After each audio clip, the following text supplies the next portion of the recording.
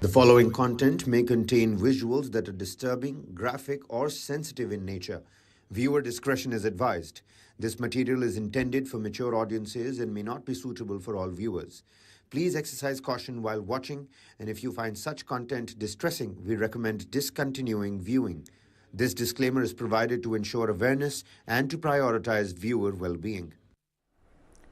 Hello and welcome to this Friday edition of Global Lens on News9 Live with me, Nihal Gupta. As always, we have a packed show for you, and our big focus continues to be on the Israel-Hamas conflict. As Israel continues to bombard Gaza relentlessly, White House National Security Adviser Jake Sullivan visited Tel Aviv and reminded Prime Minister Benjamin Netanyahu yet again that Israel needs to do a lot more than it has done so far to protect civilian lives in the Palestinian enclave.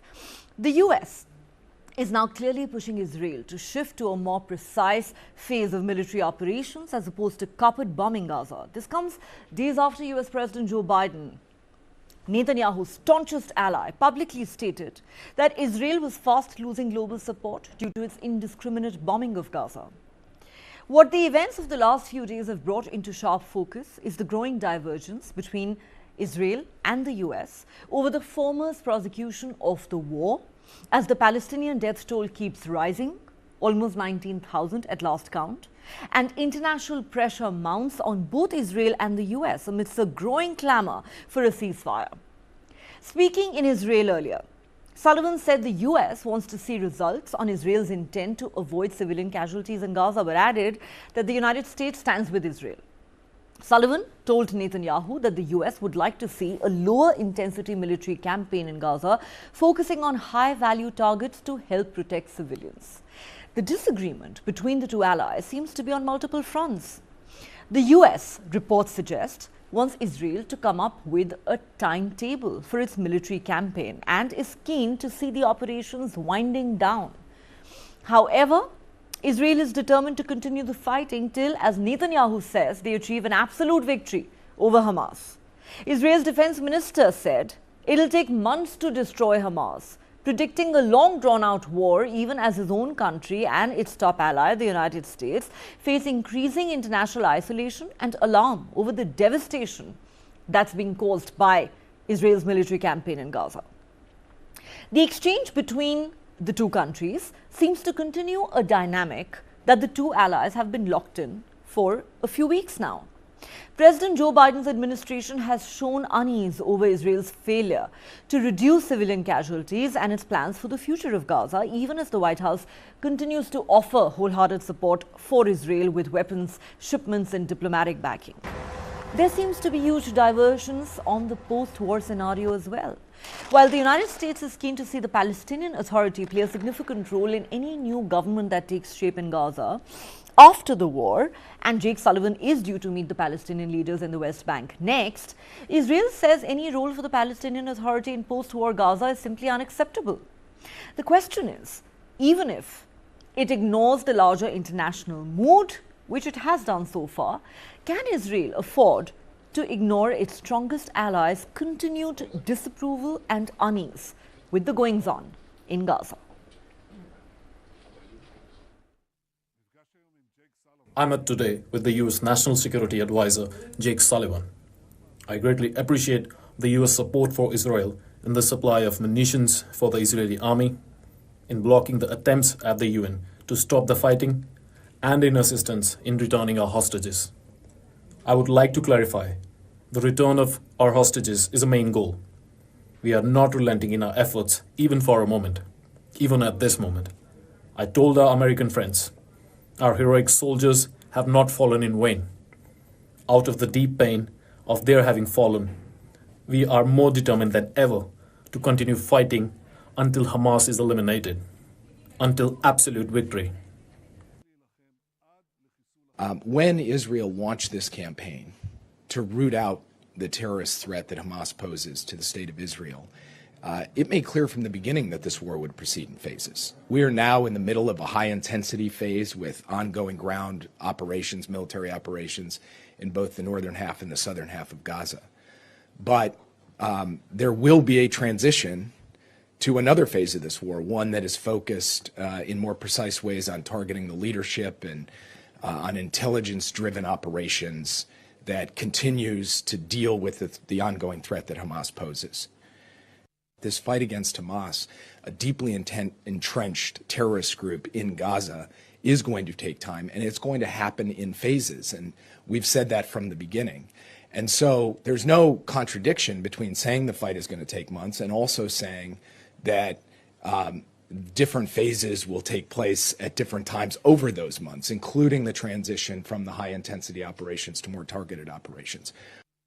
Distinguishing between innocent Palestinian people on the one hand and Hamas on the other hand is not just a moral question, though it is a moral question because innocent people's lives should be sacred and protected.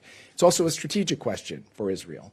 And I think my Israeli counterparts didn't just acknowledge that, they very much indicated that their goal is to try to distinguish between innocent Palestinians and Hamas as we go forward. And we will continue to reiterate both publicly and privately our commitment to the notion that every innocent life should be sacred and should be protected. I'm not going to divulge private conversations that we've had and will continue to have with the Israelis. Obviously, one of the things that Jake did talk to him about was progress in the war and where the Israelis think it's going to go. He did talk about possible transitioning from what we would call high-intensity operations, which is what we're seeing them do now, to lower-intensity operations sometime, in the near future. But I don't want to put a timestamp on it. I think you can understand that the last thing we'd want to do is telegraph to Hamas what they're likely to face in coming weeks and months. I want them to be focused on how to save civilian lives, not stop going after Hamas, but be more careful. When it comes to the food security situation, we managed to do during the 7-day pause a survey, and what we found there was that half of the population are starving. The grim reality is also that 9 out of 10 people are not eating enough, are not eating every day, and don't know where the next meal is going to come from. We were showing during the 7 days pause that we are able to deliver, and to do that in an orderly way. We also had trucks and convoys going to the north, but that has not been possible since the fighting resumed. One is to get volume and scale up, and the second, of course, is to be able to deliver throughout the Strip. And for that to happen, we need and call for a humanitarian ceasefire. I should say also that, while I'm relatively new to this field, or I've been only working in this field some 25 years, those with us who have been working 40, 50 years in this field say that, they've never seen anything like it. It is indeed unprecedented in its scale, in its complexity, not least, but also at the pace of how events are developing. So we are trying to catch up, but we are, again, ready to deliver. We have done procurements in the region, so we are ready to deliver to another 1 million people within a couple of weeks, should the conditions allow. And let me reiterate that caveat, that should those conditions allow, which would be opening of more crossings and a humanitarian ceasefire to be able to reach people across the Strip. 2 million. I think the Americans are conducting a strategic and professional discourse with us that is appropriate and measured. They are not trying to dictate anything to us. We are sitting as two partners who see together in a responsible manner the broader picture. We can tell you that just in the last 24 hours, we've informed the public of 3 bodies that we returned from Hamas captivity. Corporal Nick Beiser and Sergeant Ron Sherman, who were abducted on October 7th, and Ilya Toledano, age 28, abducted from the Nova Music Festival. That brings us to 8 hostages who were murdered in captivity and their bodies since repatriated. In northern Gaza, IDF forces have secured and destroyed the Hamas Shaja'iyah battalion's command and control center, having already eliminated the battalion's commander and then his replacement. In Khan Yunis, IDF troops have been conducting targeted raids on terror infrastructure, killing terrorists, destroying weapons compounds, and locating tunnel shafts containing motorbikes used in the 10/7 massacre. Israel and the United States are fully aligned on the mission to destroy Hamas. That has been consistent since 10/7. The only clock that matters is that every second Hamas still exists after 10/7. It is a ticking time bomb that we must defuse, or it will explode in our faces again. And the best way for our allies to expedite an end to this war, which Hamas started, and we also want to see over, but needs to be over with the end of Hamas, is to stand by us as we push for total victory over Hamas, the total destruction of Hamas, using swift, decisive, and overwhelming force in the face of what the United States has defined as pure evil. All right, let's introduce our guests. Joining me on Global Lens tonight from Israel, Ambassador Arthur Lenk, former Israeli diplomat. From New York, we are joined by Eriza Sukuman, national security and geopolitical analyst. And completing the panel tonight is our Indian guest, Ambassador Manju Seth, former Indian diplomat. A warm welcome to all my guests. I will go across to them in just a moment to get their perspective on the big developments in the Israel-Hamas war, but after this very quick break.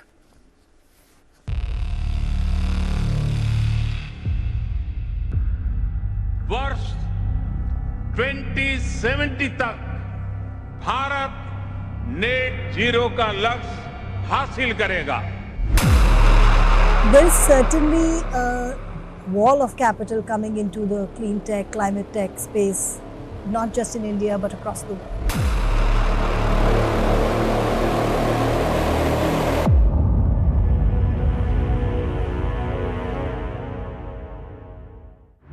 This and more, streaming on world's first news OTT, News9 Plus. Download now.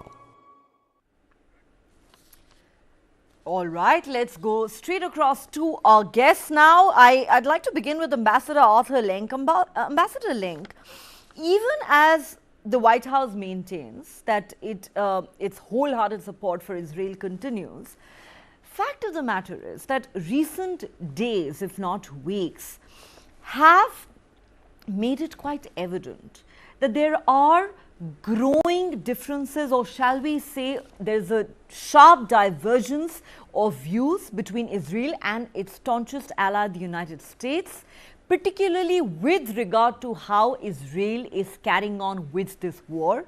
There are multiple issues here that we can discuss one by one. Let's begin with the message that Jake Sullivan, the National Security Adviser of the United States, had for Israeli leaders, including Prime Minister Netanyahu. He tells him that Israel needs to do a lot more to protect civilian lives. The US is clearly pushing Israel to shift to a more precise phase of military operations, again, so as to reduce the number of civilian casualties.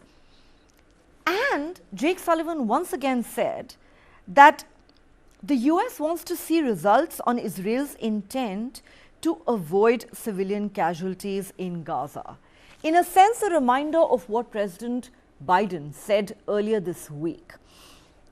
In no uncertain terms and publicly, he stated that Israel is fast losing global support because of the indiscriminate bombing of Gaza. So my question to you is that even as Israel says it's determined to continue with this war, even if it takes months, in the face of growing international isolation and mounting calls for a ceasefire, for how long can Israel afford to ignore what its strongest ally, the United States, has to say, how President Biden feels about this war? Because one, Israel needs the United States, and two, the Biden administration is evidently uncomfortable with what's going on in Gaza now. Hi, Nia. It's good to be with you again. I disagree with the premise. I think that the picture you're painting, that the United States and Israel are not mostly aligned and mostly understand each other and are in deep conversation and in dialogue, is actually the situation. The United States and Israel both understand that Hamas is the aggressor here, that Hamas needs to be removed from the picture for Palestinians as much as Israelis, We understand that humanitarian efforts are key and have been for a long time. Israel, I don't know, have you ever heard of an army that puts out maps, shares with the general public, and says, we're going to be attacking in this neighborhood today and that neighborhood tomorrow, and it tells it before? It's almost like you're playing a board game and already telling the other side what cards you have. We're giving advance notice. We're allowing for humanitarian aid. We're encouraging civilians to get out of harm's way. I don't know of other countries that do of all those things. Of course, civilians are being killed, and that's a great tragedy. But why are they being killed? Because Hamas is using them as shields. Hamas is using hospitals. Hamas is using schools. Hamas is using homes to build their tunnels under while they keep their officers safe. They're putting their public into harm's way to cause Indian television to say, oh gosh, the Israelis are killing civilians. That's exactly what Hamas wants. The question is what would you do?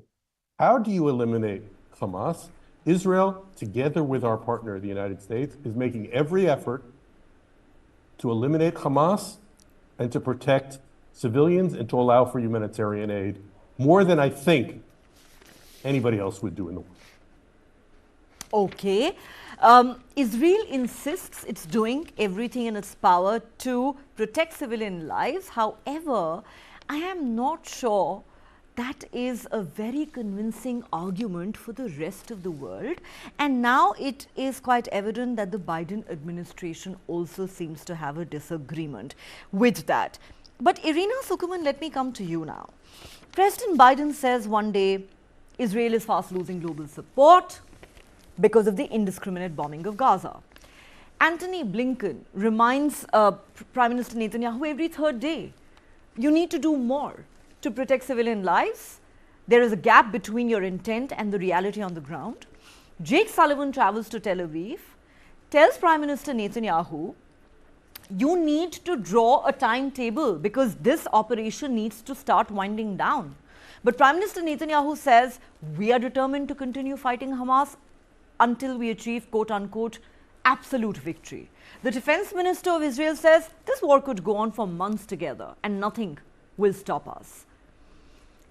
The question simply is, who is going to believe that as of today, the United States and Israel are indeed on the same page? Thank you so much for having me back. Well, I will start by pointing out that we are talking about a presidential election year here in the United States. So President Biden has to be addressing the interests of many of his constituencies when he deals with public messaging. It's quite as simple as that. So a lot of the public messaging is not necessarily aimed at Israel. This is aimed at everybody else. And the U.S. Has to show that it's pushing to get the conflict resolved and to save lives in Gaza. The second issue is that the messaging from the Biden administration also seems to be mixed. Jake Sullivan is pushing Israel for a timeline to wind down the conflict. On the other hand, John Kirby explicitly said that the U.S. does not want Israel to put timestamps on the conflict because it will give Hamas an unfair advantage, and those points are at tension with each other, and perhaps the administration should figure out which one is it. But the third issue is that I think everyone is in agreement that both the U.S. and Israel are on the same page. They both want to minimize the loss of Palestinian lives. But how to do that effectively? First, I don't think going along with figures coming from Hamas will do anyone any favors. Hamas is not a credible organization. They have lied and distorted figures repeatedly. They have used actors to show incidents that did not actually occur, and they somehow always manage to find and count tens of thousands of victims, all inevitably women and children, whereas Israel took as an entire month to count the 12 to 1,400 victims that were killed by Hamas on October 7th. There is another point here, and that concerns Palestinians themselves. As we have seen from footage, the Hamas operatives have been involved in preventing Palestinians from gaining access to international humanitarian aid. They literally attack and beat Palestinian civilians. The merciful thing in this situation is to not let them do it. The more Israel kills those operatives, and not just the symbolic high-ranking figures who are hiding underground, but the people holding civilians hostage, the better it is for Palestinians and the more lives it will save. Finally, and I'd like to make an important point of it, US has never put a timeline on its own operations, defensive operations, in response to attacks on US interests, whether they were in Afghanistan, in Iraq, or anywhere else in the world. I don't think it's fair to expect Israel to put these timelines or to tell them how to run a security operation when US has failed to provide accurate intelligence about Hamas activity before the events in question. Just as Israel has failed in its intelligence activity, so has the US. And now we are in this horrible position, all of us, but it means we need to take the time to do things right, to figure out where those operatives are hiding and who is also, who will hold the power if those top echelons are eliminated. If Israel does not eliminate mid-level officers in the Hamas ranks, the mid-level lieutenants and fighters, they will simply take over as soon as the end of the war concludes, and this is not what US wants. Furthermore, Israel is not required to put its troops in harm's way to get its fighters killed just for the optics of the international opinion. What the US is suggesting, to use very small groups of fighters to target these leaders in Gaza right now, would simply be suicidal, because the environment they are operating in is not conducive to that type of strategy. We just had an incident the other day when a group of IDF officers was targeted, ambushed, and 9 people were killed in one incident. Unless the US wants more such incidents to occur and to actually weaken IDF through asymmetrical warfare, which is what Hamas specializes in, this is not a wise strategy to pursue. Okay, you've made a series of interesting points.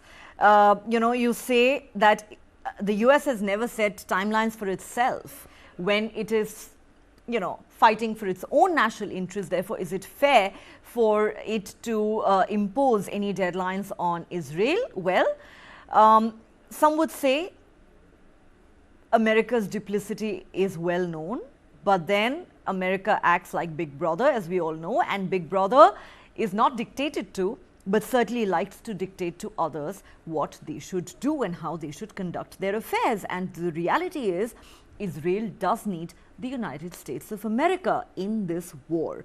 Ambassador Manju Seth, let me ask you this question. Yes, we all know that President Biden has to face an election next year, and it's probably going to be a tough one against his predecessor, Donald Trump. But even as America continues to support Israel's military campaign in Gaza, fact of the matter is that the growing unease within the Biden administration is quite evident, especially in light of the rising number of deaths in Gaza. Therefore, my question is, would it be simplistic to say that President Biden is just indulging in posturing and playing to his domestic constituency?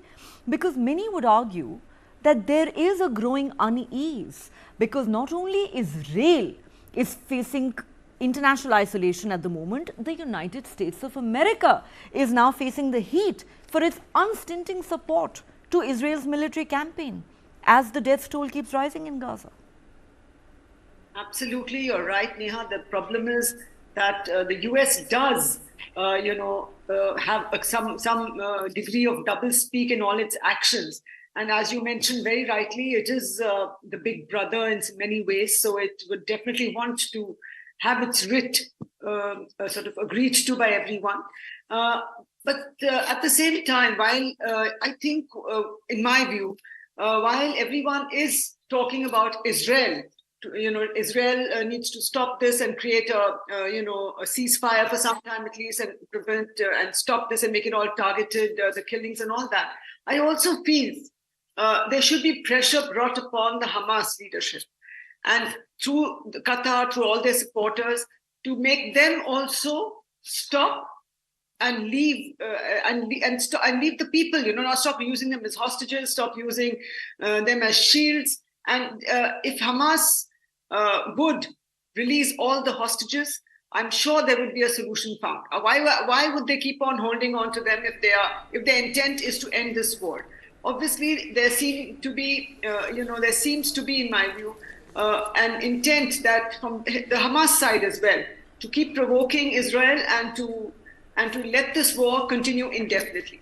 The US, of course, as again mentioned by you very rightly, is in election mode already. Election year is coming, and so they would want to, for their domestic constituency, definitely, and the world opinion as well is tilting now against the US support and against Israel's actions because of the huge number of civilian deaths. And some way should be found to reduce civilian death and to ensure that they are kept safe and humanitarian aid and food and medicines reach them. So there has to be a way found to stop this the current continuing bombardment, and to find some ways of isolating the so-called leadership of the Hamas. And if that, I think, can be done through intelligence, of course, and by also putting pressure on their funders, their supporters. I feel if the supporters, if the support ends for them, if material support ends for these, for this group, I feel there is some chance of moving towards a peaceful settlement. But as of now, things are going, I think it seems very difficult, even though the US is concerned and US is trying to put pressure, but I think, I don't think anything is going to go anywhere. Okay, it's probably not ending anytime soon. This is a very, very complex situation that we have on our hands. And of course, ideally, the whole world would want Hamas to fall in line. But then the trouble is, whether you expect Qatar or anyone else to put pressure on them, this is a terror organization that you're talking about. All right, I need to slip into another quick break here, but don't go anywhere, because on the other side, we're going to discuss another very important area of divergence between Israel and the United States. Stay with us.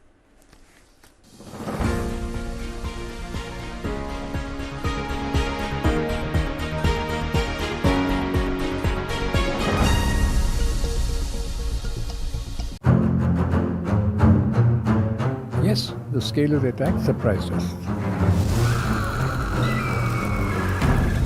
When you get a series of alerts, 16 intelligence alerts, if Maharashtra government at that time had alerted the Coast Guard and the Navy, this 2611 would not have happened at all.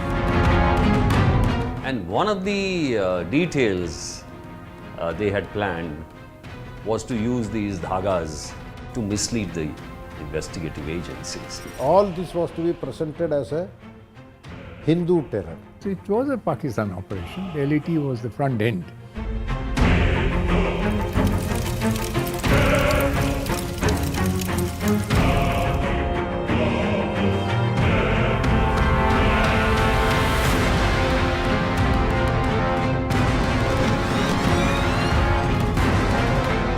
As the attacks were on, it was clear that they were planned and launched from Pakistani territory.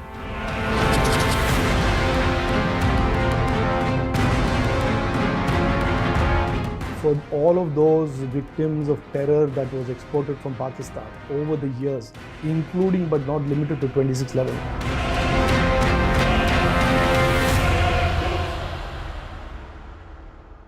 This and more, streaming on world's first news OTT, News9 Plus.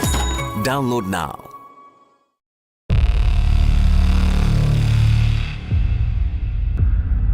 वर्ष 2070 तक Bharat net zero का लक्ष्य हासिल करेगा। There is certainly a wall of capital coming into the clean tech, climate tech space, not just in India but across the world.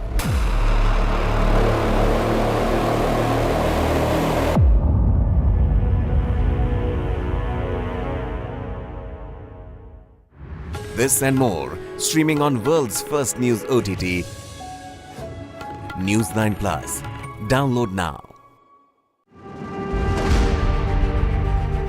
Today, she is the only smiling leader in Rajasthan. All eyes will be on her moves if the BJP returns to power. Vasundhara Raje Scindia defied all the odds to become the first woman chief minister of Rajasthan. She has the uncanny ability of striking rapport with all sections. That's why she is very popular in her constituency, not only in her constituency but in entire Rajasthan.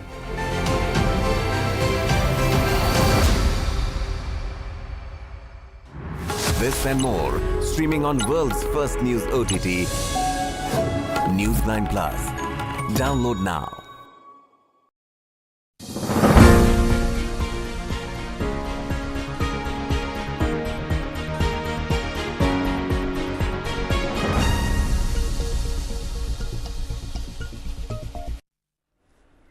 Welcome back. We're talking about the Israel-Hamas conflict and how Israel and its closest ally, the United States, don't quite seem to be on the same page on very important issues. All right, if I could go back to Ambassador Arthur Link at this point. Ambassador Link, as I pointed out at the start of the show, there seem to be many areas of divergence between the two allies. One is, of course, on the issue of the rising death toll in Gaza.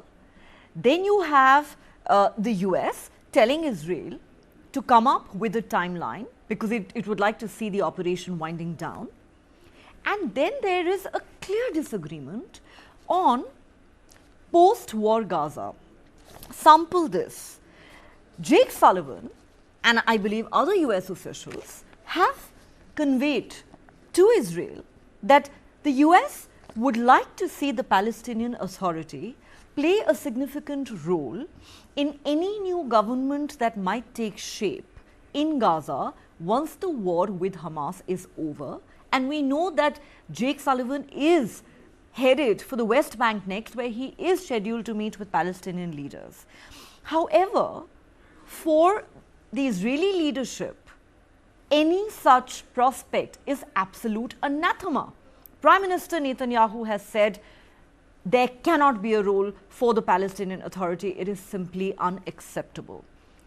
What are your thoughts on that? Yeah, I have to say though, Nia, I'm a little bit frustrated. I and the other two guests keep saying to you that there is not a wide division between the United States and Israel, and that that is a point of emphasis for this entire 45-minute program is just wrong. The most senior people in the United States government are saying again and again that Hamas is the problem, that they appreciate what Israel is doing, that we're working together and talking together and discussing. And Mr. Sullivan is here today, and I believe that the Chief of Staff of the American Army is coming next week, along with the American Secretary of Defense. President Biden and Prime Minister Netanyahu, I think, have spoken well over a dozen times in the last 10 weeks. There is deep cooperation. Now, the question is what next? And it's a legitimate question. And it's one that Israeli leaders and American leaders and others are talking about too. It's clear that Hamas has to go. It's clear that Hamas needs to be pushed away. I very much appreciated the words of Ambassador Seth from an Indian perspective of saying that the pressure needs to be on them. It would be right to hear the international community say, Hamas, if you want the war to end, release the hostages. Do you know what? If the hostages are released and Hamas surrenders, Gaza is free. The war ends that very moment. Free Gaza from Hamas. And the question is what do we do next after that? How do we make life better for Palestinians and Israelis alike? And I think that we have to find a way to revitalize, renew the people who are going to be in charge in Gaza, discuss how that can be a place that will make Gaza, make Palestine a place that will be viable. And those are conversations that need to happen and a process. It's a long process. It's not just a 10-minute conversation and boom, the Palestinian Authority, which continues to fund terrorists, it continues to pay salaries to terrorists, it continues to teach its children in school for jihad. It needs to be revitalized. It needs to be changed, and not to mention the corruption.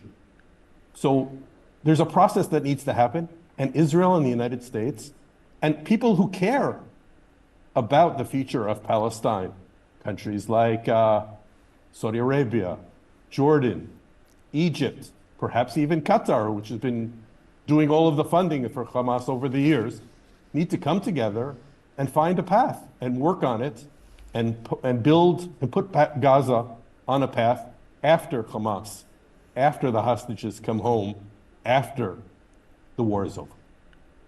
Okay. Ambassador Link, I just want to say quickly before I go to the other guests that I respect your viewpoint, and of course you're entitled to your viewpoint. However, when you say that the premise of this discussion that we're having is wrong and that Israel and the United States are completely in alignment and on the same page on every issue, the trouble is not many outside of Israel seem to be convinced about that.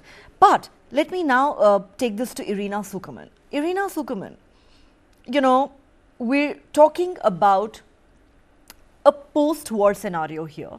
The United States certainly wants to talk about it.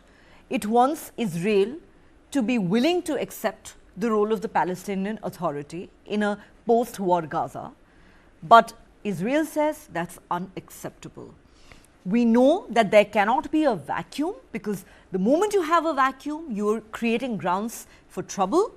And the Biden administration has made it abundantly clear that Israel cannot reoccupy Gaza. So my question is, how are the two allies going to find meeting ground on these very complex, very critical, and very prickly issues?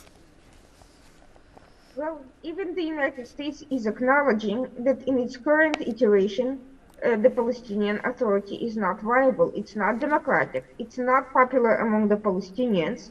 It has joined its terrorist wing, the Al-Aqsa Martyrs Brigade, joined Hamas on October 7th, as a BBC investigation showed. It's funding the Hamas families. It showed open support for Hamas activities, and it has been receiving support from Iran, not only recently, in terms of weapons flowing into the PA-controlled territories, but since the early 2000s, which is not acknowledged by many parties. So it is a potentially another front against Israel as much as Hamas in Gaza. It could be only a matter of time that if that threat is not addressed preemptively and politically, it will become a military threat of the same caliber. And obviously, in that current structure, it cannot be continued. And I think the White House understands it perfectly. What do they mean by restructuring it? Probably the complete change of leadership and recruitment of an entirely new generation of people. How that is supposed to happen is indeed for a longer-term conversation. But for now, we have more immediate problems, and I think the U.S. would be wise to acknowledge it. Hamas is not only fighting Israel in Gaza.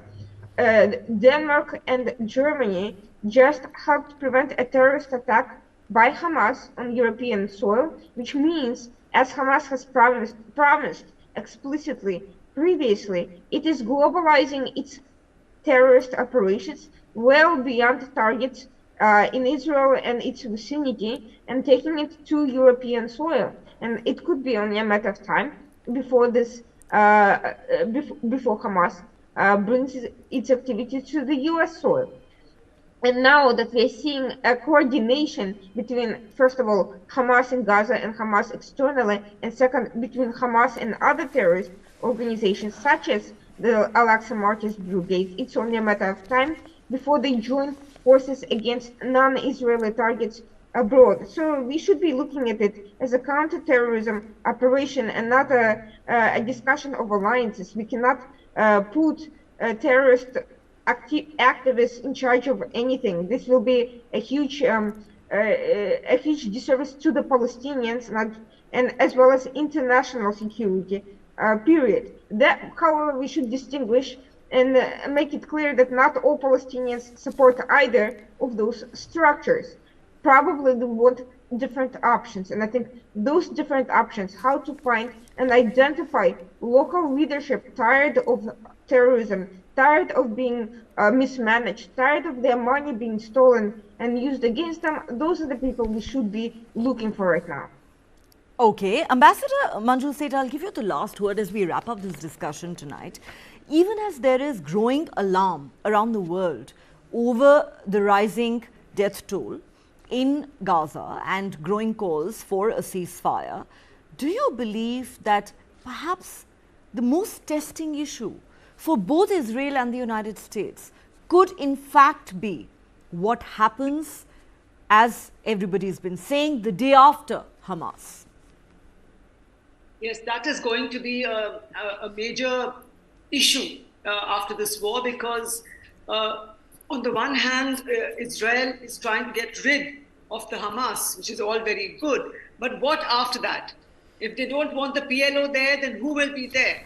And at the same time, Israel has also said, I had read some time back, that they said they will not occupy it permanently. Then what?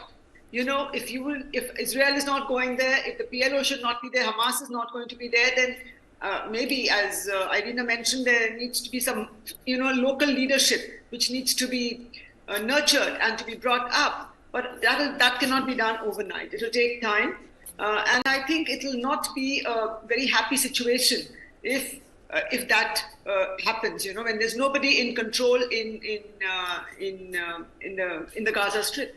So I think we need to, all sides, all the involved, especially the US, Israel, and including other countries supporting supporting the Hamas and this fight from the other side. They all need to also speak to each other and see what is the best solution forward. Is the PLO authority the right authority to be there? Are they acceptable to the Palestinian people? I think all that will require a lot of diplomatic and negotiating skills from all concerned. And I think if they do, all of them do sit together, I believe a settlement or an agreement could be arrived at. But right now, yes, the day after, if the war finishes tomorrow, then what? It's going to be a very difficult and complicated situation which needs to be avoided. Otherwise, it would, create even more problems than what is, for the people, for the civilian population, than it is facing right now. All right. Okay, complete your thought, ma'am. Just one more point. I just wanted to add that the recent, if you saw it in the UN Security Council, there was a call for a ceasefire. But yes, nobody is talking of after the ceasefire what. So there also in the UN as well, I think everyone needs to come up with their suggestions and solutions and then find a way forward. You're right. Yeah. The international community now needs to start looking at that very critical yet complex issue. On that note, Ambassador Arthur Lenk, Irina Sukuman, Ambassador Manju Seth, thank you for joining me and sharing your perspective with us on this big and developing story. As always, great to have you with us. All right, from the Israel-Hamas war, let's now turn our attention to a story that concerns both India and the United States. In a case linked to the Panun murder conspiracy, the Supreme Court of India today denied immediate relief to the accused Nihal Gupta, who had in fact approached the top court. The court asked Gupta's family to approach a court in the Czech Republic seeking relief over claims that his religious and human rights were being violated while he is in judicial custody in the Czech Republic. The saga unfolded with Gupta being accused by the United States of conspiring to commit a high-profile assassination of Gurpatwant Singh Panun, a Sikh Khalistani terrorist and an American-Canadian citizen. Nihal Gupta, currently in prison in Prague, could be extradited to the United States. The petition filed by a family member argues that Gupta's detention is illegal and has raised serious concerns about potential threats to his life. According to the petition, in the first 10 to 11 days in prison, Gupta was offered only pork and beef, which he could not eat, being a devout Hindu and vegetarian. The Supreme Court, in an acknowledgement of the extreme sensitivity of the case, has deferred immediate relief for now, but set the stage for the next hearing on the 4th of January. We have filed a petition by a near friend of an Indian citizen who has been illegally detained in the Republic of Czech and is now facing extradition proceedings to the US. We have filed the petition seeking certain assistance from the ministry that would be available to any Indian citizen who has been illegally detained abroad. Yeah. So the Supreme Court has directed the matter to be listed on the 4th and a copy to be served on the government, and the Supreme Court will hear the matter on the 4th now. There is an allegation of conspiracy and an attempt to murder a gentleman, a US citizen, and it is our case that he has been illegally roped into the entire issue and faces extradition charges to the US today. All right, and with that, it's a wrap on Global Lens tonight. If you have been, thanks so much for watching. Have a great weekend ahead. But on the other side of this short break, watch News9 Plus's in-depth analysis of the rise in illegal immigration from India to countries like the US, the UK and Canada.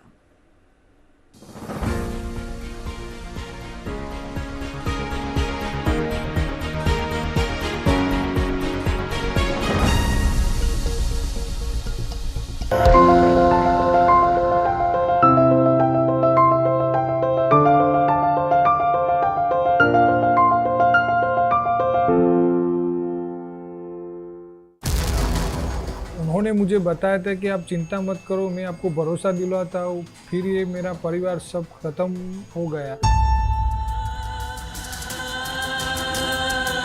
In a disturbing discovery on the Minnesota-Canada border, police found the bodies of 4 family members who they say froze to death. Sent shockwaves across 2 continents and left many people asking a simple question: why?